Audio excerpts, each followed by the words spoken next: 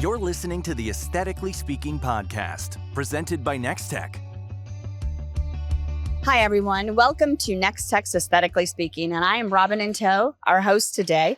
And I have two guests with me here today, and we are live at Edge 2026, our user conference. I have the duo here, Byrd and Adatto, and excited that they're here. So I'm going to let you guys introduce yourselves. Tell our listeners a little bit about you and your firm. I'm Michael Byrd. I am the one of the partners at ByrdAdatto. ByrdAdatto is a national business law firm for healthcare practices. And I'm Brad Adatto, the Adatto of ByrdAdatto. And like Michael, we've actually almost been practicing together for 25, 30 years now, which is crazy. You finish each other's sentences. We do. Well, that's good. That's good. But we're excited to be here. This has been a really cool conference so far. I am so excited you're here. And I think this is your first year. This is year number 12 for us. Yeah. So excited that you're here. Actually, it's been exciting to see where in this arena, we have introduced this concept of being compliant.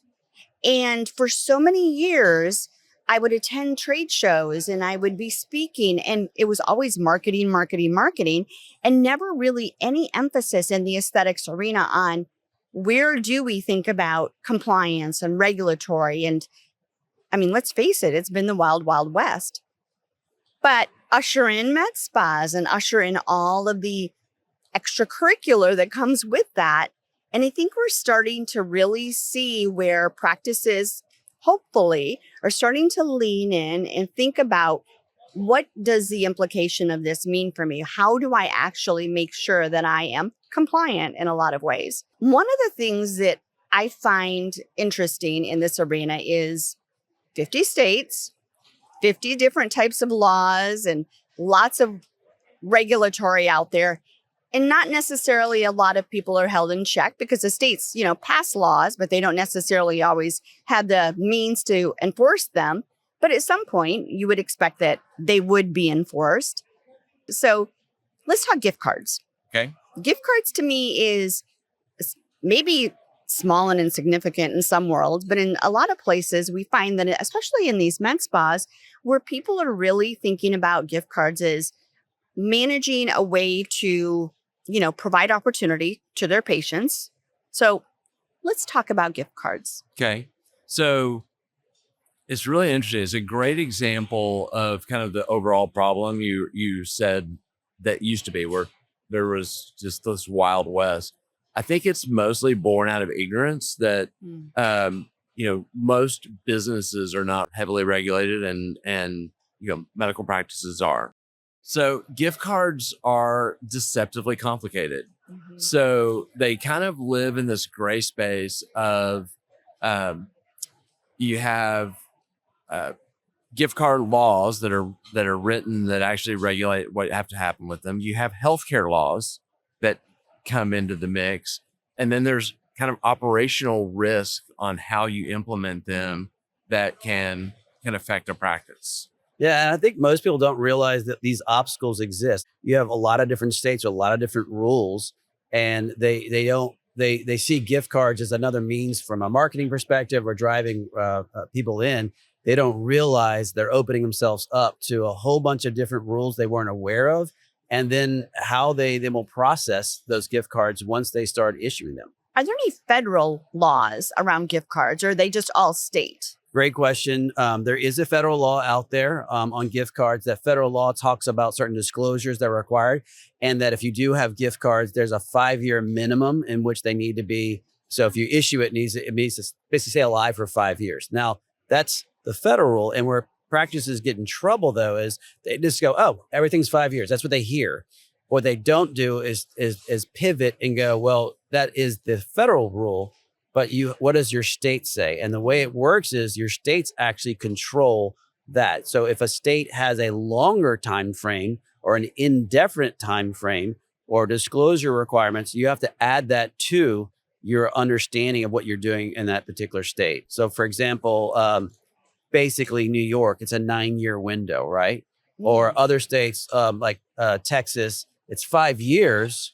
But you also need to then disclose it as to how long. So a lot of people don't even think about, like, they're issuing a gift card, which is sometimes the piece of paper. All these disclosures need to be on that. so that the patient realizes it's going to expire and it says so on the gift card. So you mean these practices that get the little tiny ones, like the credit card size ones, which are cute and they want it to look aesthetically pleasing. It's supposed to have all of those disclosures on it. In some states. Yes. In some states, yeah. okay. And then like, just to make it even messier, we're in Florida right now. You can't have an expiration in Florida.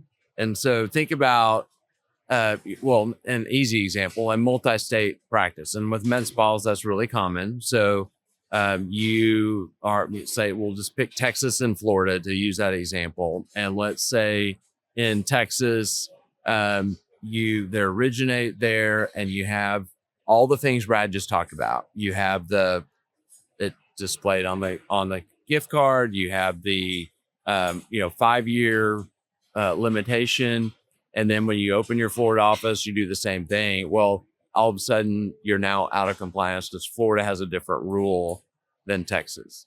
And then take that to these places that are in multi-states, and how complicated that can get. You took the words out of my mouth. I was sitting here thinking, the complexity now, if you're in multiple states, how does that transfer across state lines? And yeah.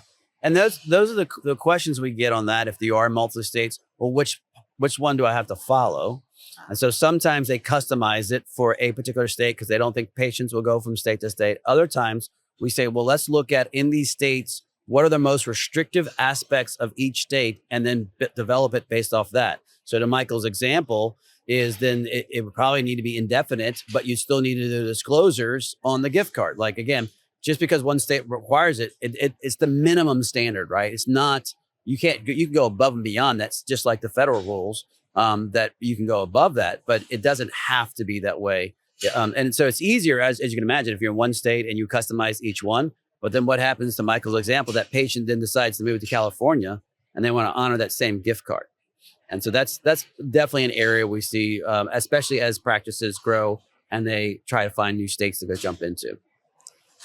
are they required to disclose that they're is there a cash value? Are there certain restrictions around how they think about this from, a commodity? In a medical practice, these are potentially prepaid medical services, or could be that way. Now, a medical board doesn't care about anything we just talked about. The medical board cares about patient safety. And so you can have a fact pattern that comes up where that all of a sudden is viewed in that way. So think of, as an example, let's say, someone wants to get a mommy makeover, and they've started getting gift cards to work towards that day. And they're super excited. They've got, gift cards from different family members at the place that she wants to go. And then books the case and is going to do the case, but then, medically it's not appropriate, or BMI is not right. She has to cancel. And then she says, well, then I want to cash in my gift cards. And the practice is like, well, sorry, we don't cash in the gift cards. Patient gets angry, reports them to the medical board. Medical board is going to look at it through the lens of unearned medical revenue, not gift card. And then you have an unprofessional conduct allegation that you're defending in that circumstance. And a lot of times, to be fair, we're talking about not lose your license type risk, but we do have stories of medical spa in North Carolina that closed down, and doctor had years of issues following it was actually a cancellation fee, similar from the board's perspective to a gift card, that it was like the first string that got pulled, and the board started looking at everything else. And there's a Pandora box moment And something that Michael said, and I hope that the practice understand that, is from going back to risk. If you do have this, is that unearned income can become a big issue from the financial perspective. And it's the question of where does that money sit? How are you accounting for it? I mean, we've seen situations, especially in the situation where, as you know, a lot of these med spas are trying to build up a brand that then is eventually sold. Well, they're selling a lot of gift cards. There's a liability that they need to account for. and they could actually impact the actual overall valuation. Because if you have $100,000, $200,000 of gift cards sitting out there for the next 8 years, 5 years, depending on your state, that's going to impact the valuation, because that's a liability you're supposed to be carrying on your books. And a lot of them don't realize that. And to Michael's point, which is, well, when do they execute it? Well, if they don't ever execute it, eventually it could expire, again, except here in Florida. And then if they do execute it, let's just pretend they bought a laser, and now that laser no longer works and you're not planning to replace it. Well, what do you do with that particular procedure? Or the provider that was there is no longer there, that's going to render those services, because you were doing these certain services under that gift card and you're not offering it because the person's out there. They're trying to execute on it and you can't then do it. So we're not saying, by the way, anything against gift cards. It's just understanding the risk associated with it and building around good policies to understand what are you about to get yourself into. And I have a real story of a deal. And it was a single location sale, but it was, it had a pretty healthy business and a pretty large purchase price. And, but they unknowingly were not listing their gift cards that were about 250,000 that were out there on their balance sheet. And it did come up they had an LOI for a big, multi-million-dollar purchase. And they were getting 6 times EBITDA as a sales price. Is that good? Yeah. Okay. It's very solid. Nice. And so in due diligence, it was discovered, well, the 250,000 liability that wasn't there is an adjustment. So that's a $1.5 million adjustment to their purchase price. Wow. And so you have a financial issue, but the lawyers also had an expectations issue to deal with, because the seller all of a sudden is getting $1.5 million less, or being told, if you want to close this. And so and that deal actually did close, but there was a haircut involved, and it was painful. I'm sure it was. I never thought when we started this conversation about gift cards that there was so much complexity and risk.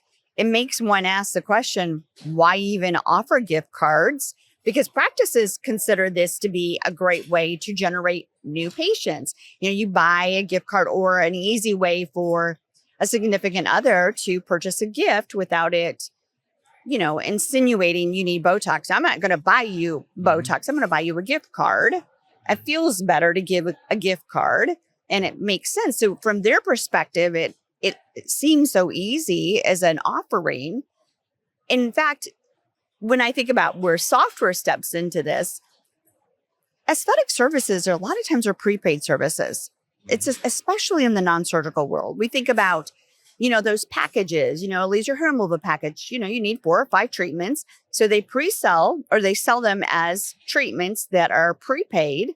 And so that becomes what we consider unapplied money, which is a liability on the books. But it sits in the system as unapplied money, as it should.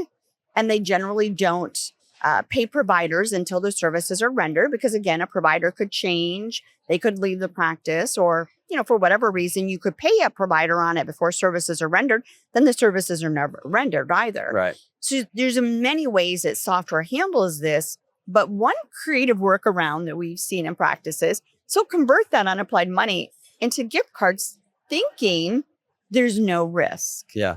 Well, and understand something. I mean, it's a good point, especially with the aesthetic practice that are cash-based. Before the patient pays that money, some physician, nurse practitioner, PA, they conducted what we call a good faith exam in the industry, that person's a good candidate for those services, right? So Michael comes in and they say, all right, Michael, you're a good candidate for these 5, 6 services. Then Michael pays at that moment. Now, it could be that they have to carry that he's paying it each time, or he paid in advance, but he's at least been cleared. With a gift card, we don't even know if Michael's a good candidate for that service yet. So someone goes and buys Michael a gift card, and Michael comes in, they're like, no, based on A, B, and C, you're not a good candidate for the service. So now we're back to, what do you do with that gift card?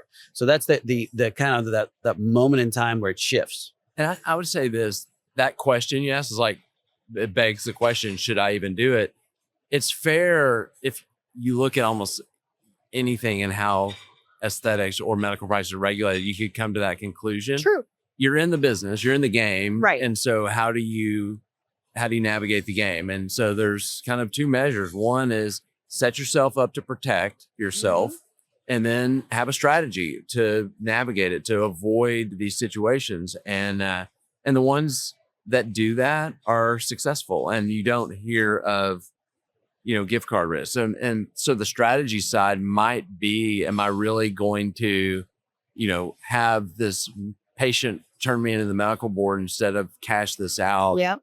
and mitigate risk? And then of course the protection side is designing the disclosures and the policies around it to be in line with your state. And we see this, by the way, plastic surgeons and dermatology practices that also have some version of that. I mean, I could, think of sometimes they'll be like, oh, coming up in November, we're going to have a 2-day sale where you can come in and buy certain surgical services at a discount or non-invasive service at a discount. And so again, they still have to carry all those things on their book. So we're not saying don't do it. It's the idea of then what do you do with those funds? How do you track it?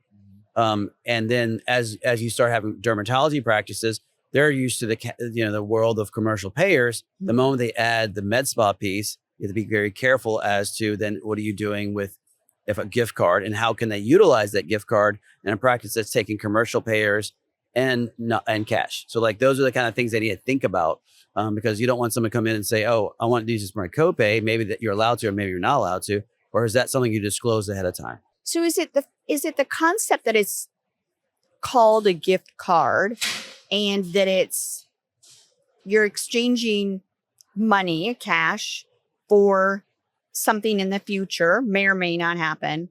What is that? How does that transition to something like a membership? It's a great question. So calling it the gift card, all that does is bring in the gift card laws. So for a membership, those laws are not likely to apply, but it really is the same analysis of risk from a healthcare perspective, from a medical board perspective. Now, I mean, we design membership programs all the time, and there is, kind of membership light programs, which are not really prepaid medical services. It's kind of pay some low amount, you're going to get some benefits, maybe some discounts and retail stuff.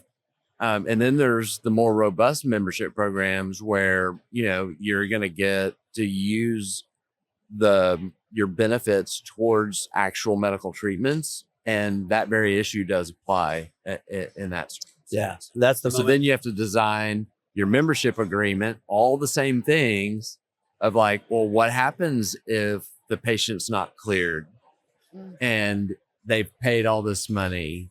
And then the flip side is even if they've been cleared and they pay, they're paying $250 a month, but they got a $1,500 treatment and then they cancel.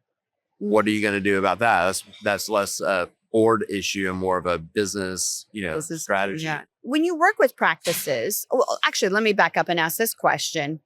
What percentage of med spas actually even consider this? I mean, one of the times we had a conversation once about your 550 rule.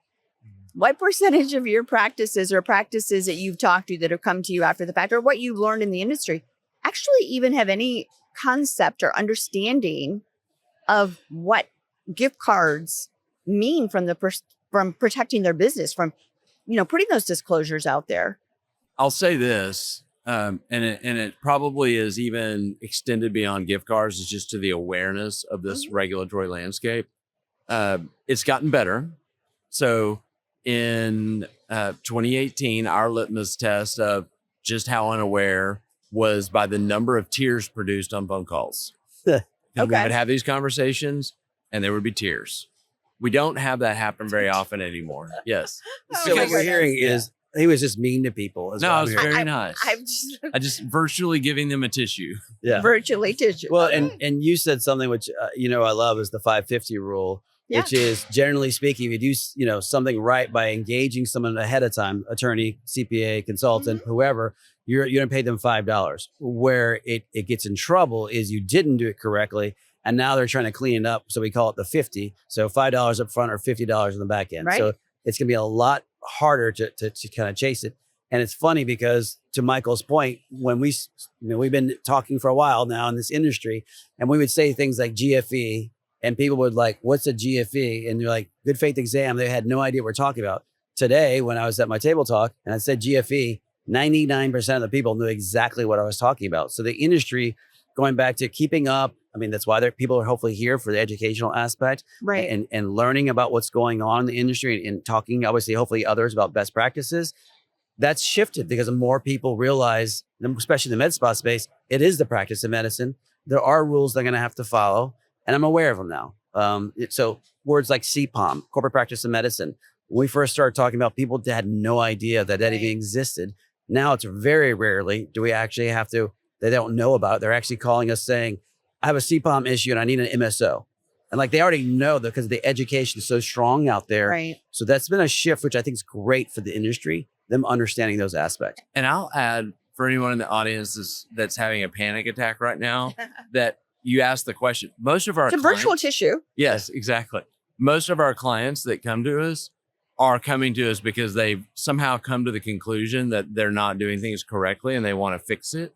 And so there are exceptions, new clients that are wanting to start the right way. But I mean, if you're in business, in a healthcare practice, you have some mess compliance wise. It's just like, we always talk about compliance drift. Like, you can be perfectly compliant on one day and you can focus on your generating revenues for 3 months, and you're going to have something that's kind of messy. And I think, happen. and on that note, which is support, like, we hear the remember the game where telephone, you whisper something to someone's ear and then they keep going. Yes. What happened in the med spa industry, even in the wellness industry, is someone had a compliant med spa. They had an employee there that thought they understood how they structured it. They left and they were about 98% compliant.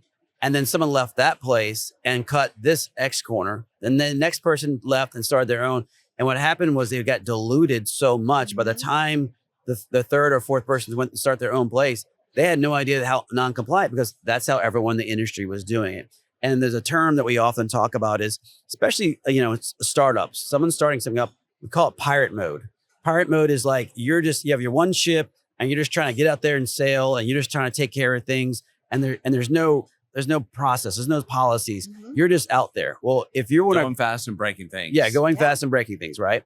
Well, if you want to get to a point where you're successful, eventually you have to go into we call Navy mode. Navy mode is when you stop and you're like, I'm trying to build a Navy here. And to do that, I'm going to have to slow things down. So going back to your question, that's when sometimes they reach out to us. Hey, I've been running this business and I think I'm not compliant. I need to fix things so I want to grow successfully.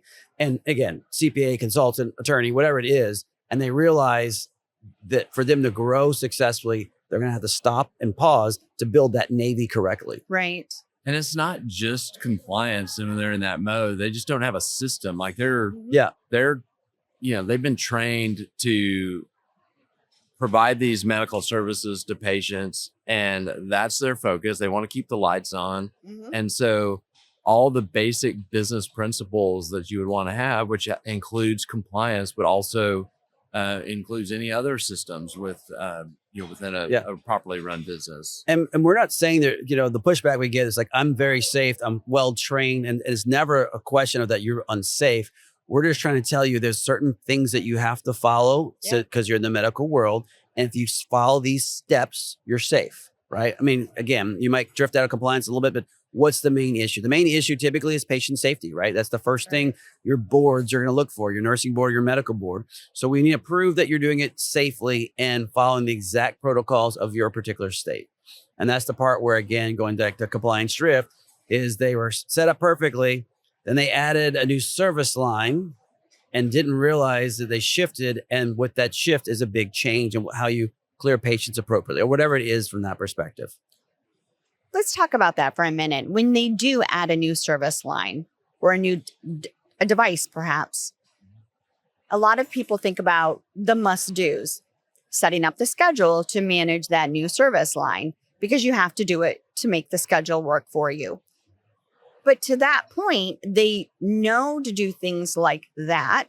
Then let's think about the other things, like common sense says a consent, right? Yeah. Patient education. But do they ever go back and check for the other compliance issues, or that could become issues, the compliance laws? I have a real world example from last week. And this is a client that I talk to every single week. plastic surgeon. So he could have at any point just on one of our weekly calls said, I'm thinking about buying this new device. He bought a new device.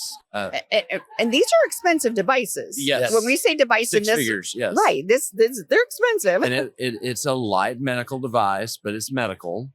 And his goal was to have his esthetician perform the device. And so when they were talking to the sales rep said, absolutely, we'll train the esthetician. They can do it. And the sales rep doesn't know that, that is a true statement in a state like Texas, but in a state like California, only RNs or higher can be delegated medical treatments. And so that's where we were in the story last week, which is the realization that he had a really expensive coat rack because his esthetician can't perform the treatments, and he didn't have a suitable RN or higher for this particular treatment. That's where I think that the opportunity is for people like yourselves as attorneys to really help these practices understand, why would I pick up the phone and call my attorney if I'm going to buy a device? Right. And to your point, you talk to this physician every week. It didn't even dawn on him that he should ask you that question. Yeah. But these are the things that are really part of this arena that we just don't think about. Yeah.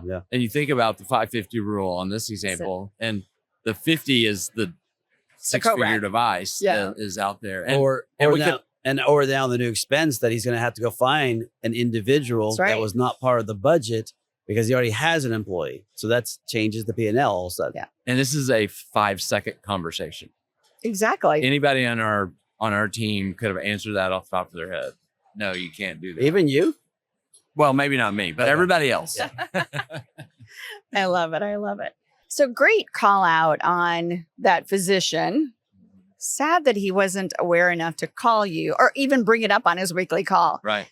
But that begs the question, what are the top 4 to 5 things that a practice or a physician should be thinking of that, okay, I'm going to do da-da-da-da-da. I'm going to call my attorney first? That's a great question. I would say adding a device or a service line for sure.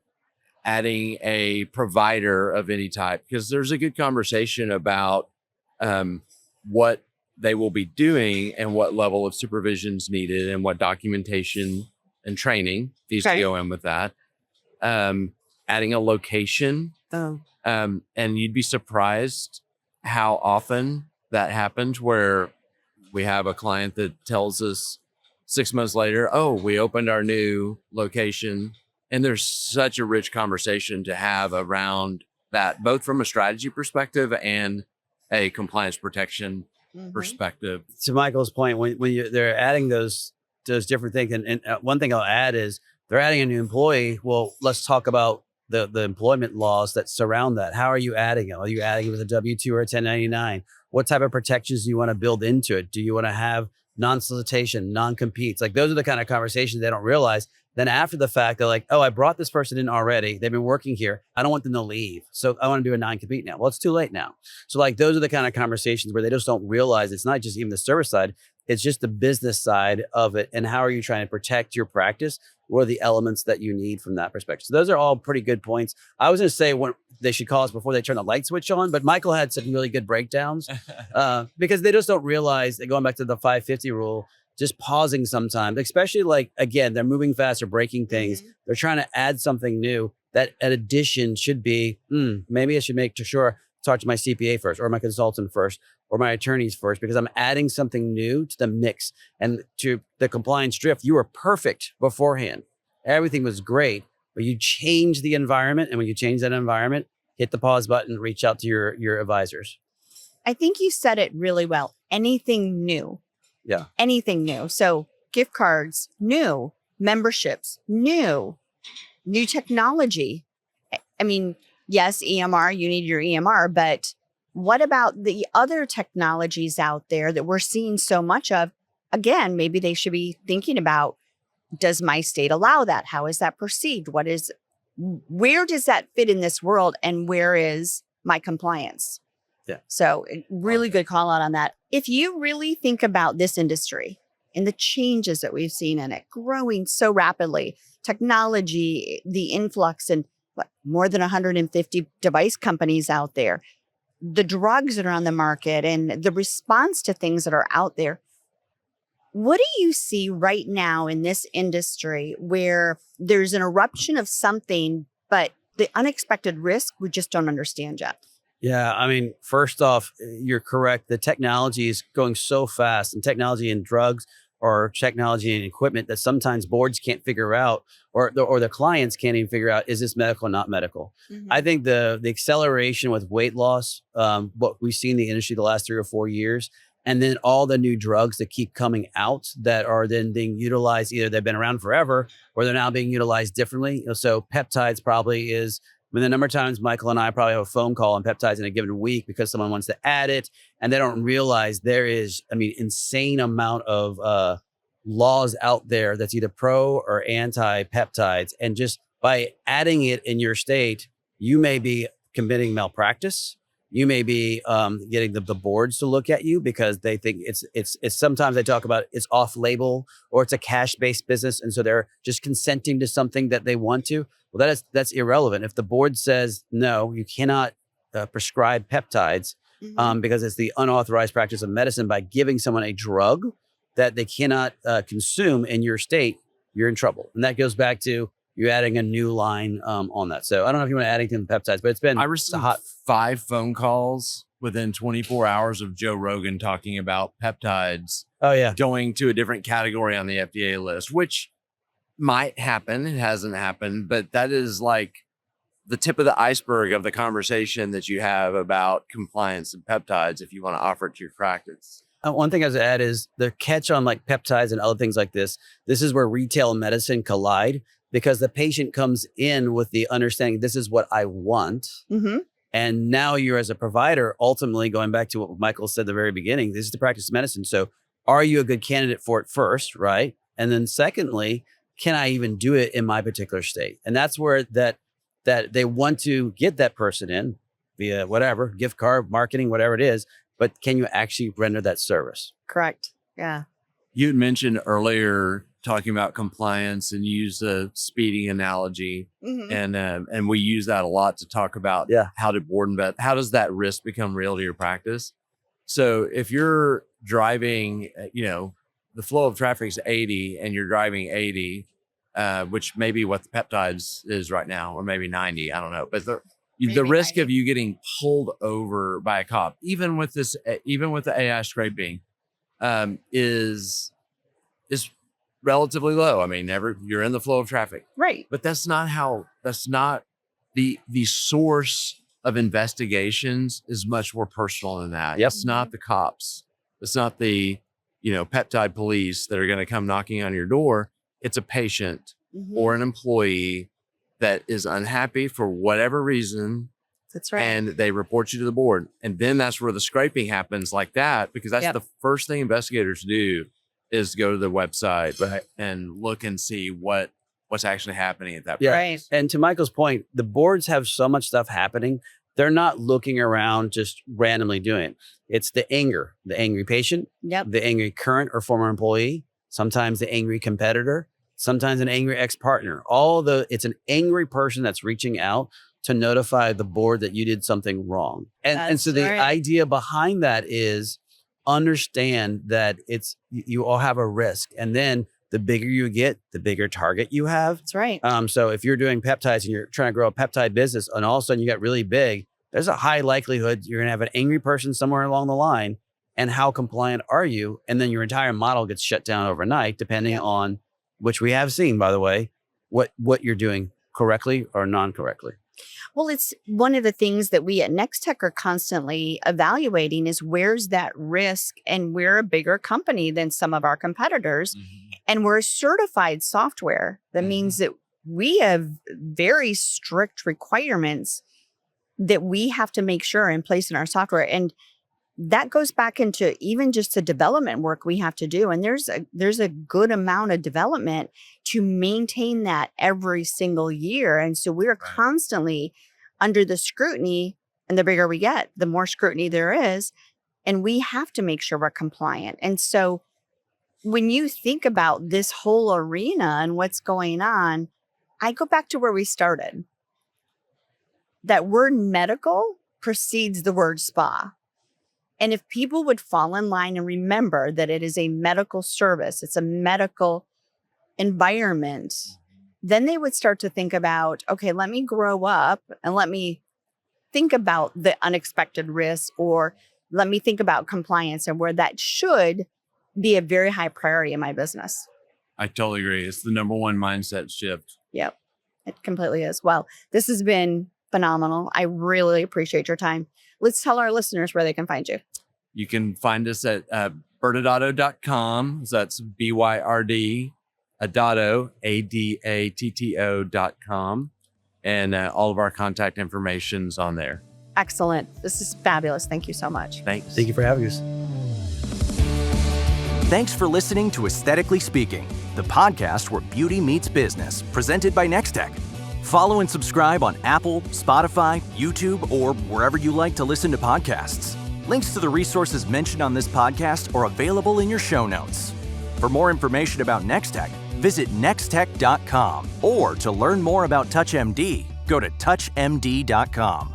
Aesthetically Speaking is a production of The Axis, TheAxis.io.